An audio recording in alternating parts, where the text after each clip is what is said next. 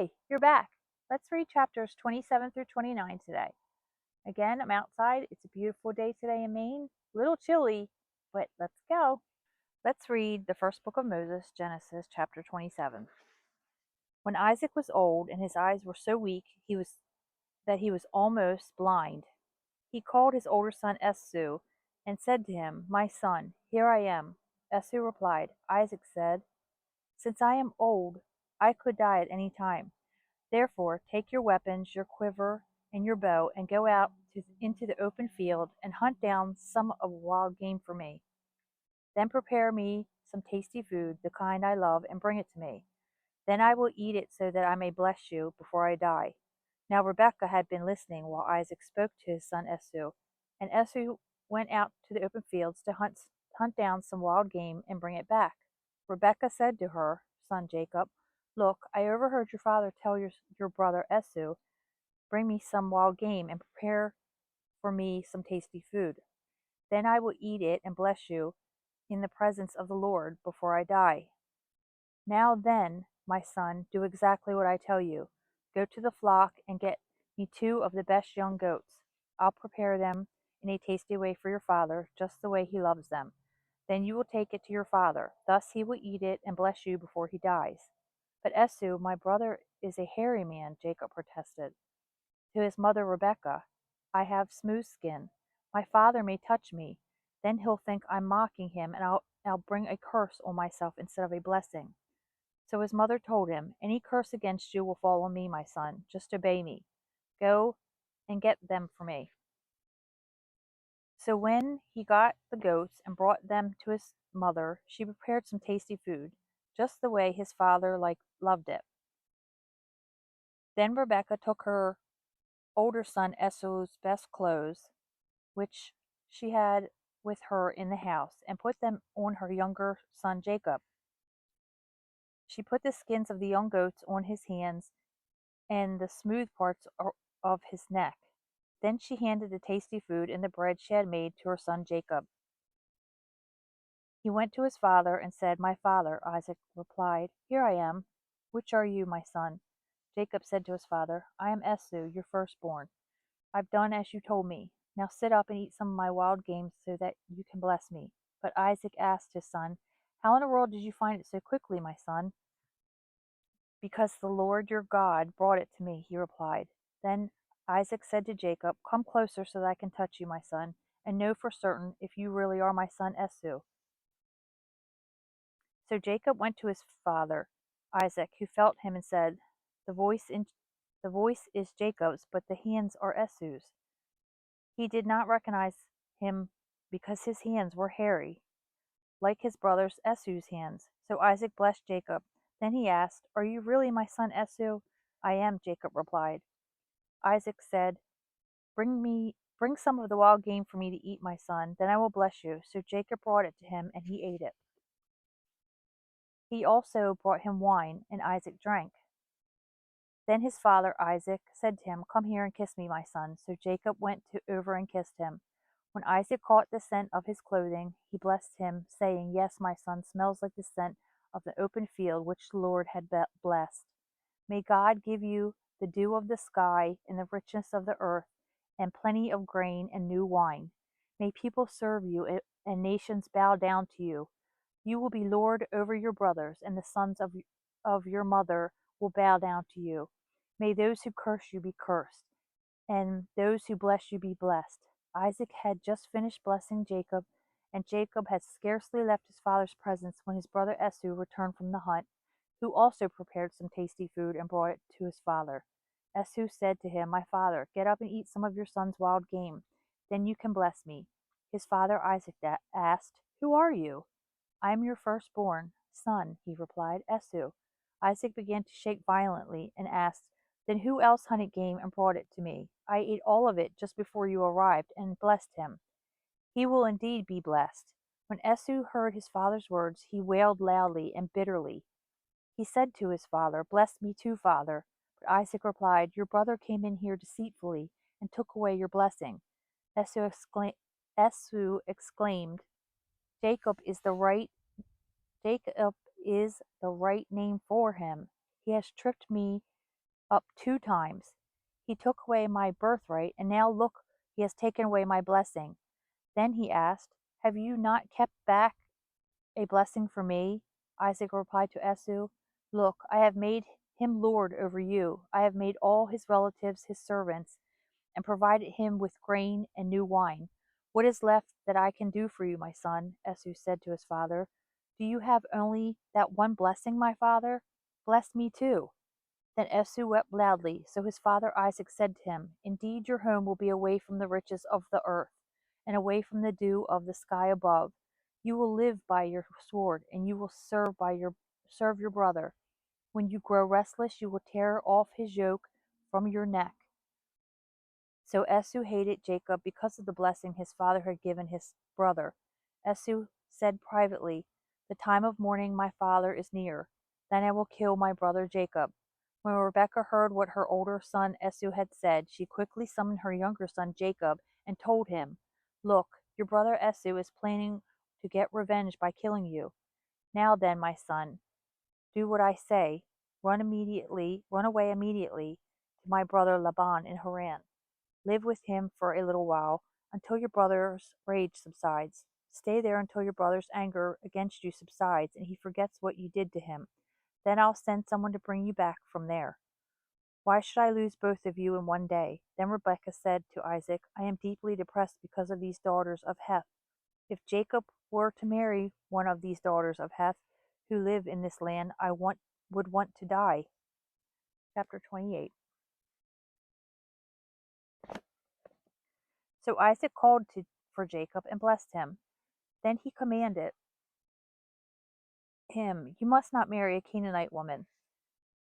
Leave immediately for Padam Aram. Go to the house of Bethuel, your mother's father, and find yourself a wife. Find yourself a wife there among the daughters of Laban, your mother's brother.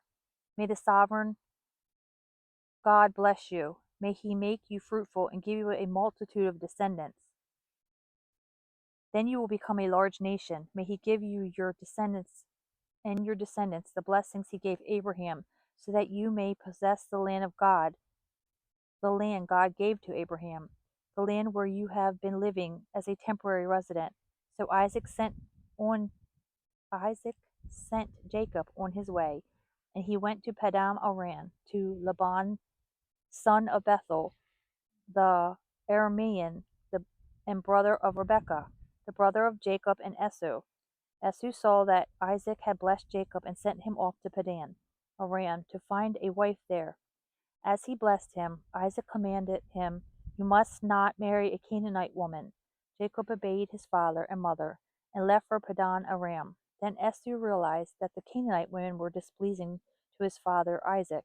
So Esau went to Ishmael and married Mahalath, the sister of Nebaioth, the daughter of Abraham's son Ishmael, along with the wives he already had. Meanwhile, Jacob left Beersheba and set out for Haran. He reached a certain place where he decided to camp because the sun had gone down. He took one of the stones and placed it near his head. Then he fell asleep in that place and had a dream. He saw a stairway erected on the earth, with its top reaching to the heavens. The angels of God were going up and coming down it, and the Lord stood at its top. He said, I am the Lord, the God of your grandfather Abraham, and the God of your father Isaac. I will give you and your descendants the ground you are lying on. Your descendants will be like the dust of the earth, and you will spread out to the west, east, north, and south. All the families of the earth will pronounce blessings on one another using your name and that of your descendants. I am with you. I will protect you wherever you go and will bring you back to this land. I will not leave until I have done what I promised you. Then Jacob woke up and thought, Surely the Lord is in this place. But I did not realize it. He was afraid and said, What an awesome place this is. This is nothing else than the house of God.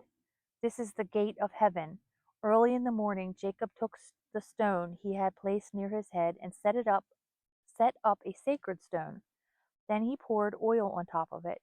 He called that place Bethel, although the former name of the town was Luz. Then Jacob made a vow, saying, If God is with me and protects me on this very journey I am taking and gives me food to eat and clothing to wear, and I return safely to my father's home, then the Lord will become my God. Then this stone that I have set up as a sacred stone will be the house of God, and I will surely give you back a tenth of everything you give me. Chapter 29. So Jacob moved on and came to the land of the eastern people. He saw in the field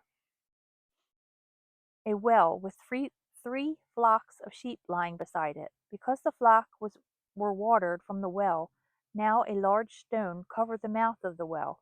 When all the flocks were gathered, there were the shepherds who would roll the stone off the mouth of the well and water the sheep. Then they would put the stone back in its place over the well's mouth. Jacob asked them, "My brothers, where are you from?" They replied, "We're from Haran." So he said to them, "Do you like Laban, the grandson of Nahor?" "We know him," they said. "Is he well?" Jacob asked. They replied, "He is well. Now look, here comes his daughter Rachel and the sheep." Then Jacob said, "Since it is still the middle of the day, it is not time for the flocks to be gathered. You should water the sheep and go and let them graze some more." "We can't," they said, "until all the flocks are gathered and the stone is rolled off the mouth of the well. Then we water the sheep." While he was still speaking with them, Rachel arrived with her father's sheep, for she was tending them. When Jacob saw Rachel, the daughter of his uncle Laban, and the sheep of his uncle Laban, he went over and rolled the stone off the mouth of the well and watered the sheep for his uncle Laban. Then Jacob kissed Rachel and began to weep loudly. When Jacob explained to Rachel that he was a relative of her father and the son of Rebekah, she ran and told her father. When Laban heard this news about Jacob, his sister's son, he rushed out to meet him. He embraced him and kissed him and brought him in his house. Jacob told Laban how he had related to him. Then Laban said to him, "You are indeed my own flesh and blood." So Jacob stayed with him for a month. Then Laban said to Jacob, "You shall work for me for nothing because you are my relative. Tell me what your wages should be." Now Laban had two daughters. The older was Leah, and the younger one Rachel. Leah's eyes were tender, but Rachel had a lovely figure and beautiful appearance. Since Jacob had fallen in love with Rachel, he said, "I'll serve you 7 years in exchange for your younger daughter Rachel."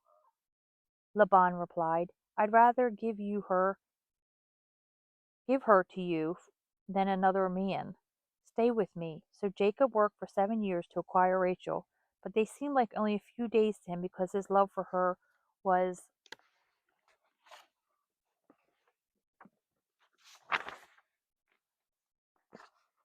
so great.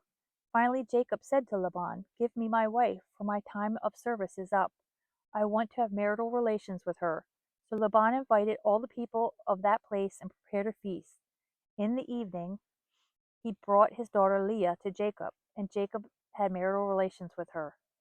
Laban gave his female servant Zilpah to his daughter Leah to be her servant. In the morning Jacob discovered it was Leah. So Jacob said to Laban, "What in the world have you done to me? Did I work for you in ex- Didn't I work for you in exchange for Rachel? We have we have tricked Why have you tricked me?" Sorry. "Why have you tricked me?" "It is not our custom here," Laban replied, "to give the younger daughter in marriage first before the firstborn. Complete my older daughter's bridal week, then we will give you the younger one too, in exchange for 7 more years of work." Jacob did as Laban said. Then Jacob completed Leah's bridal week. Laban gave him his daughter Rachel to be his wife. Laban gave his female servant Bilhah to his daughter Rachel to be her servant. Jacob had marital relations with Rachel as well. He loved Rachel more than Leah, so he worked for Laban for 7 more years. When the Lord saw that Leah was unloved, he enabled her to become pregnant while Rachel remained childless. So Leah became pregnant and gave birth to a son. She named him Reuben, for she said, "The Lord has looked with pity on my oppressed condition. Surely my husband will love me now." She became pregnant again and had another son. She said, "Because the Lord heard that I was unloved, he gave me this one too." so she named him Simeon. She became pregnant again and had another son. She said, "Now, this time my husband will show me affection because I have given birth to 3 sons for him. This is why, that is why he was named Levi." She became pregnant again and had another son. She said, "This time I will praise the Lord." That is why she named him Judah. Then she stopped having children. Let's take a quiet minute to pray together. Father, thank you for being here with us right now. Thank you for the peace that settles in when we slow down and breathe in your presence. As we sit with chapters 27 through 29, I'm reminded of how deeply you understand us, our fears, our mistakes, our hopes, our longing to be seen and chosen. You meet us in all of it, gently, patiently, like a loving father guiding a child who's still learning how to walk. Lord, in these chapters, Jacob's life feels messy and complicated, and yet you never left him. You spoke to him in a dream and said, "Behold, I am with you and will keep you wherever you go." 20, Genesis 28, chapter or verse 15. Father, let the person listening feel that truth today. Let them know you are with them in every step, in the confusion, in the waiting, in the decisions that you're trying to make, and in the places where they feel unsure of themselves. And when Jacob woke up, he said, "Surely the Lord is in this place, and I did not know it." Genesis chapter 28, verse 16. Lord, help us recognize the place where you're moving in our lives right now, even in the places that feel ordinary, stressful, or uncertain. Help us see that you're closer than we think, working in ways we don't always notice in the moment. Father, in chapter 29, the word says, "The Lord saw that Leah was unloved." Genesis 29, verse 31. And you moved toward her with compassion. You saw her pain. You saw her longing. You saw the places where she felt overlooked. Lord, for the person listening who feels unseen or unappreciated, remind them that you notice every tear, every effort, every quiet hope they carry. You are the God who sees us, not just our actions, but our hearts. Help us apply these chapters to our lives today. When we feel like Jacob, running, confused, or unsure, remind us that you are with us and will keep us wherever we go. When we feel like Leah, unseen or undervalued, remind us you move toward us with tenderness. When we feel overwhelmed by the twists and turns of life, remind us that you are guiding our story with a purpose, even when we can't see the ending yet. Father, hold the person listening right now the way a loving father holds a child, gently, securely, without rushing, without judgment. Let them feel safe in your presence. Let them feel steady in your love. Let them feel seen, known, and deeply understood. Walk with them through whatever they're facing today, the decisions, the healing, the waiting, the hoping, and the becoming. Thank you for being gentle with our hearts. Thank you for loving us with a love that never wavers. Thank you for guiding us, protecting us, and providing us in every chapter of our lives. In your holy, beautiful, matchless name, amen. Thank you for being here with me today. I'll see you Sunday, and I would be very thankful if you would like and subscribe. Have a beautiful weekend.